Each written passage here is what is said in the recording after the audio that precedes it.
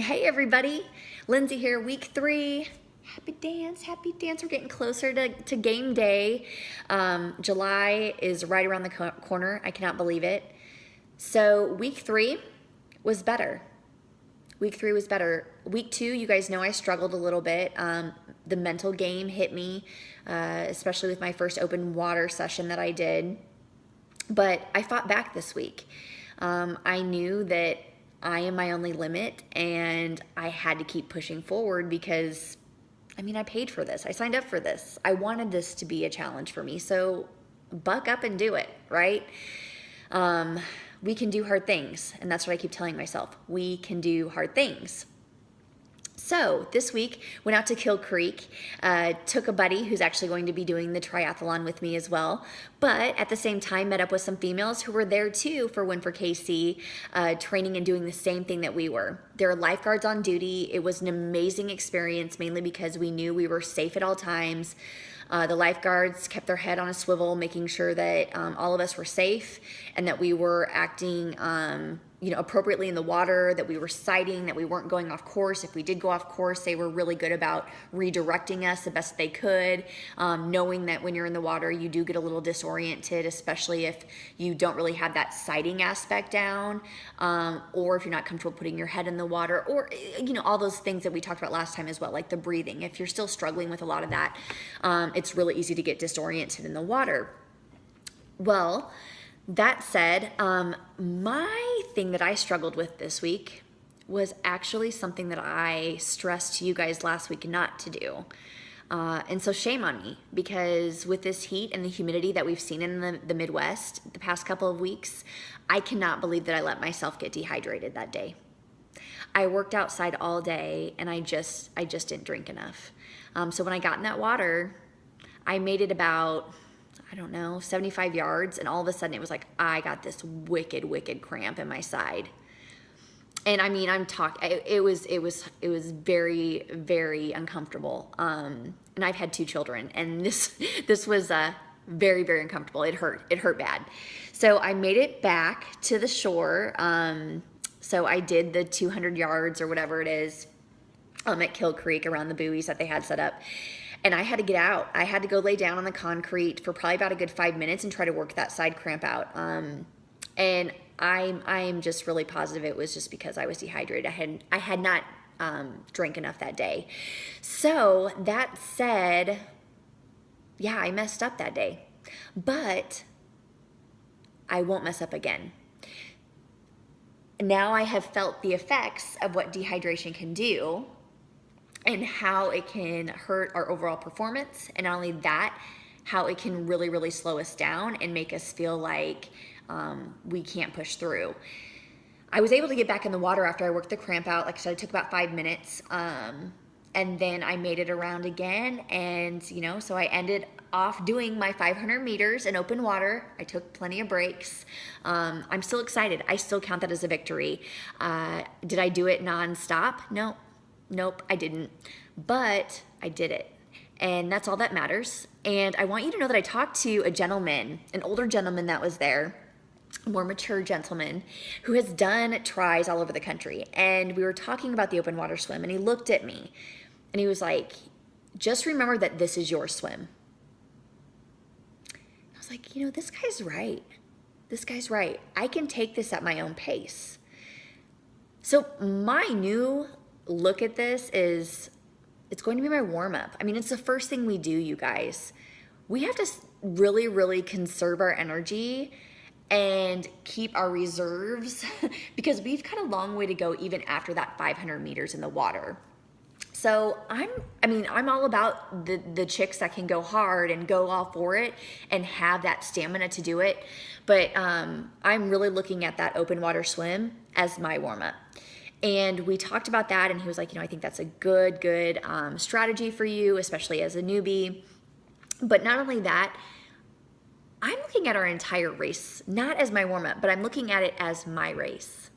I feel like so often we get caught up comparing ourselves to other people's training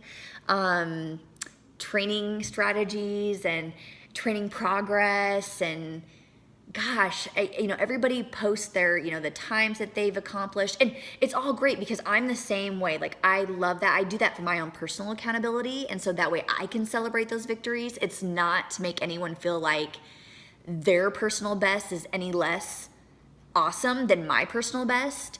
It's just so that way I can say, this is what I accomplished today. But I feel like, and I've been guilty of it too, is you see some of these things when you follow other triathletes in training, or even just more experienced triathletes, and you start comparing yourselves to those people. And we can't do that. We have to remember that this is our race, right? We're doing this for ourselves, and we're doing this because we're strong and we can do hard things. So remember that on race day. This is your race, and it's your pace, and it's your strength, and only you can cross that finish line for yourself. So don't compare yourself to anybody else. As long as you finish, you've won. You've won. I promise you that, and you will feel that. Like, I can't wait to feel that feeling.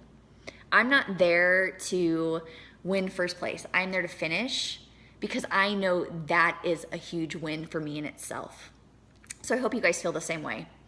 Okay, so off of that, we also had the First Timers Forum this past Tuesday at Garmin. It was presented by Garmin, but hosted by Win for KC. It was amazing, you guys. We had some experienced triathletes there telling us all the ins and outs and things that we needed to know. And here are just a few things that I learned about that day. We can arrive around 6 a.m., which is great, because it can get congested up at Smithville, so you want to make sure that you get there early enough that you can get settled, set up your transition area, feel comfortable about where you are mentally, get stretched, get ready, get warmed up. But more so, make sure that you get your marking. So like, they put numbers on your arms and they put it on the back of your leg as well, so that way they can keep track of you. Make sure that you have your entire transition area set up. We're not gonna have a lot of space. I did learn that. And so we're gonna be kind of on top of each other. And so not only do you need to be very aware of how you lay all of your stuff out, but you also need to use caution when you're doing that and transitioning from water to bike to run, not to mess up your neighbor's transition area. It is so tight that I could see how that could happen pretty easily. So just make sure that you're very careful on race day. The other thing is, it's a new bike course this year. So it's an in and out bike course, 10 miles. But what's cool about it is it just looks like a really, really nice joyride. I mean, there are going to be some rolling hills. It's going to be tough. But at the same time, it looks like it's a great course. One word of advice they gave was to make sure that your bike is set up in low gear before you get on it. Mainly because when you walk it to the point where we can jump on and start the bike portion, you're going to be going up a slight incline. So you want to make sure you're in a low gear, so that way you're not overexerting those leg muscles right out of the gate. Because again, we need to conserve that energy and save it for the rest that we need to finish, right? Other good news, on the run, there are going to be 3 water stations set up there. So that way you don't have to worry about getting thirsty along the way or getting hot. You can always just grab some water and dump it on your head. That's kind of one of my go-tos. Because I don't like to waste water. I mean, if it's there, I'm either gonna drink it or I'm gonna dump it on myself, especially on a hot summer's day. So I did not mention this, but I want to. So the open water swim on that day, there are going to be 17 lifeguards on duty. 17, you guys. So find comfort in that and know that we're going to be very, very safe and protected, and people are going to be looking out for us, making sure that if we need to stop and we need to calm down and collect ourselves, we can do that. So that was week 3 in a nutshell. Week 4, bring it. I don't know. I mean, that's all I can say at this point. Like, we're in this, we're doing this. So happy training, you guys. See you in week 4.